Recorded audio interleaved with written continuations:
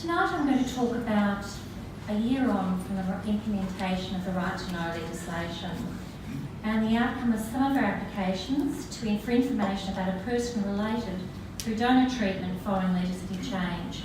So tonight I'm not going to be talking about all of our applications to the Central and Voluntary Register since March last year. I'm just going to talk about the applications where there was retrospectivity about their application. So at the very beginning, in 1984, Victoria was one of the first jurisdictions worldwide to implement legislation to regulate assisted reproductive treatment. And the Waller Committee that recommended this legislation commented, whether or not a person pursues his or her origins, it should be possible for everyone to discover them. And this was really quite visionary. And as Kate mentioned, this week is the 30th anniversary of Central Register, which was implemented on the 1st of July 1988. Not only has this enabled the recording of information that's so important, it's enabled applications to be received from donor-conceived people, parents and donors. And Victoria's legislation is the only piece of legislation worldwide where all of those parties can make applications for information about one another. And other people elsewhere around the world are astounded that parents and donors can also make applications as well as donor-conceived people. And when this legislation was set up, consent was required for the release of identifying information about another party. So as time went on, legislation was amended and the rights of donor-conceived people was enhanced. So from 1998, with the introduction of the Infertility Treatment Act, only identity-released donors could be used from that time, recruited and used. And this meant that donor-conceived people who were conceived from donors who were recruited after that time could apply for and receive identifying information about their donor as an adult. And the thinking was that the interests of donor-conceived people in being able to discover their genetic background should be the prime consideration. A little bit further on, further amendments, and this time the guiding principles were amended to really emphasise that the rights of donor-conceived people to receive information about their genetic parents was really important. As well, the interests of children born from ART was also considered paramount. So come 2016, further amendments, as you'd be aware, were made to the legislation, the Assisted Reproductive Treatment Act, which was first passed in 2008. And this really affected families formed prior to 1998 and their donors. And as many of you would be aware, it meant that donor-conceived people could obtain identifying information, including those people born and conceived prior to 1998. And practically that means the name, date of birth and donor code. Donor protection was built into the legislation, which means donors could specify a certain type of contact, such as email, or say, I don't want to have contact at all, and that needed to be respected. And parents could continue to apply for information about donors, and donor consent was needed for the release of that information. I'll just go back a bit. And as you're aware, one of the people that advocated for that legislation was Narelle Gretsch, who's pictured here with her donor Ray, and Narelle had early onset bowel disease, and she died 6 weeks after meeting her donor, and certainly her communication had a profound effect on parliamentarians from all sides of politics. At the time, Minister Jill Hennessy said, "We believe all donor-conceived people should have the right to know about their genetic heritage, no matter when their donors donated. And this information can make a huge difference to the lives of donor-conceived Victorians. If this information is available, it shouldn't be kept from them."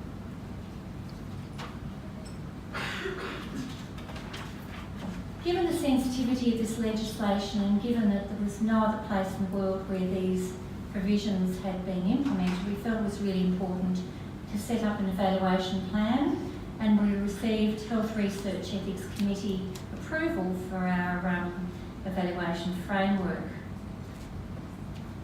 And we really wanted to know who was using our services and why, what the outcomes were of service use, how our services were being received, how we can make improvements, and we wanted this information to also inform the advice that we gave to the Victorian Government and the Health Minister. So, after 1 year, we've established one door in services. Where not only do we manage the donor registers, we provide support and information via our counsellors. We also integrate our service provision with public education, and that might be public relations, activities in the media, events like tonight, and other education initiatives, website information and so on. And also provide feedback to clinics about what's happening down the track as a result of their donor treatment many years on. And we're also providing DNA testing result support.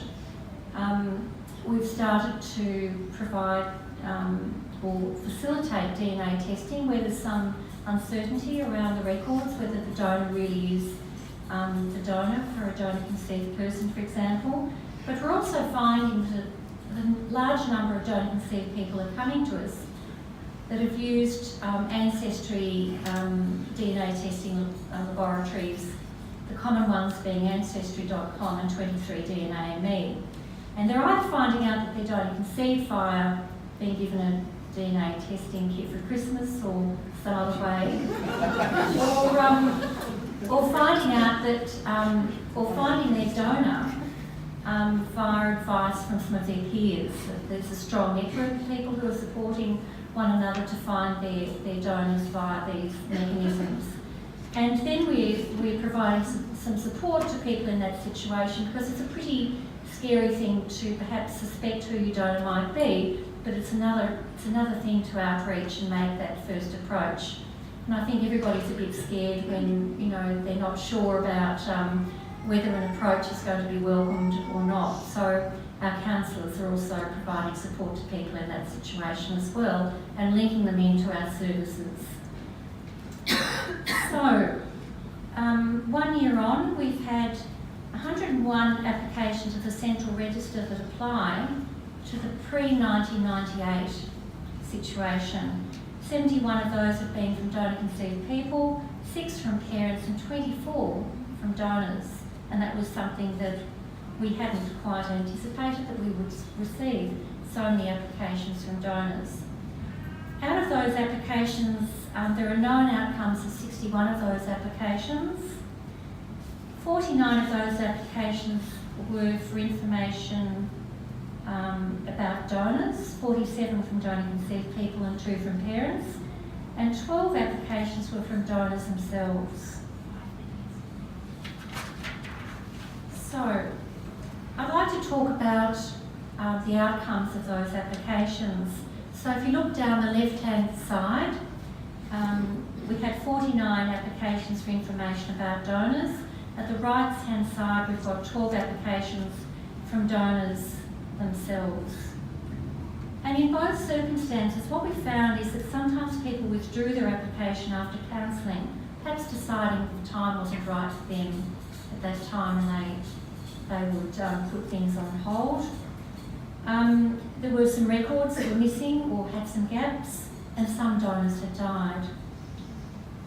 If we look at the bottom left-hand side in that very, very last box, of the 26 donors that were located, 17 of these donors who donated not to the identity release had agreed to be contacted. And a smaller number, a much smaller number, only 7, had lodged a no contact preference, and 2 did not respond. So, and we've been finding this as we've been counting the numbers and they've been coming through and we've been looking at the outcomes. This pattern has been there since the very beginning. and our numbers are growing as we look at the outcomes from our applications, but more donors who are initially anonymous are agreeing to be contacted than those who say no thanks and formally lodging that preference.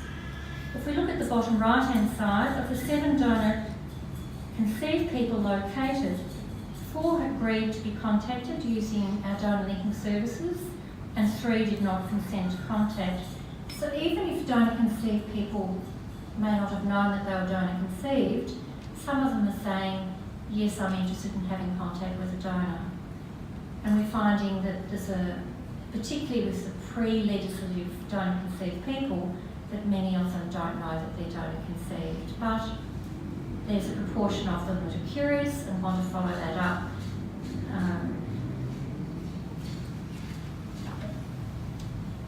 So I'll just skim over this slide pretty quickly because I want to focus on the next slide.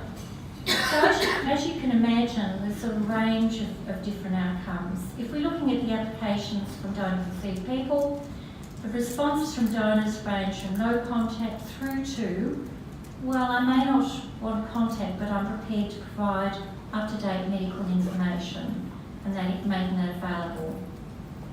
And through to, yes, I'll have contact, I'm willing to share information, and I'll take advantage of VARTA's donor linking services, and I'll provide medical information as well. For applications from the donors themselves, donor conceived people are sometimes needing support. We're providing that to family members as well, and providing support for partners, the whole family. This is quite extensive.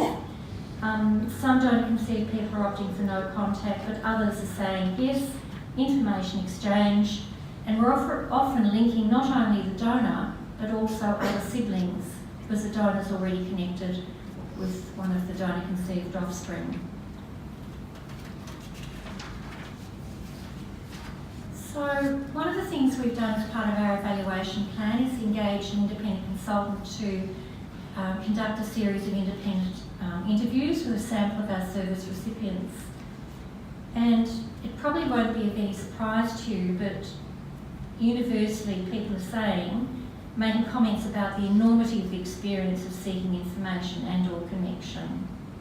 And certainly from what we heard from Joanna, that resonates.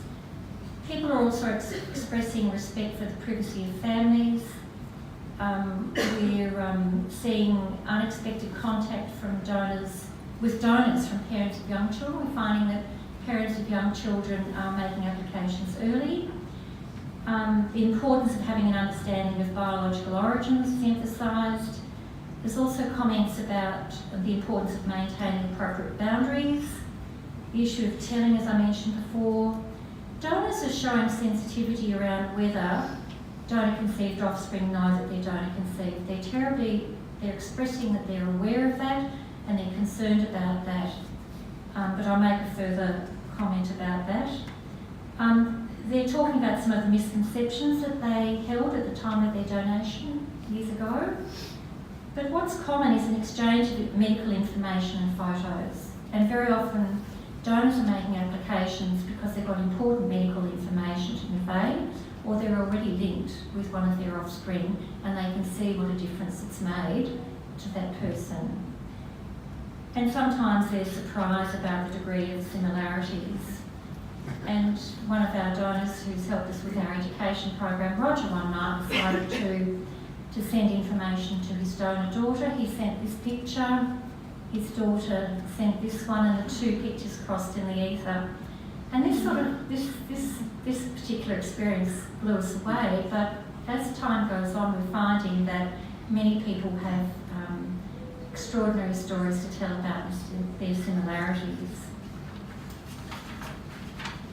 So to conclude, the outcomes from the removal of donor anonymity have varied. The number of donors who donated anonymously are willing to share information with their donor conceived offspring is greater at this point in time than those who submit no contact preferences. And supportive services can really yield positive outcomes that provide some degree of protection, which is a positive thing. But it's early days and we're learning more and more each week.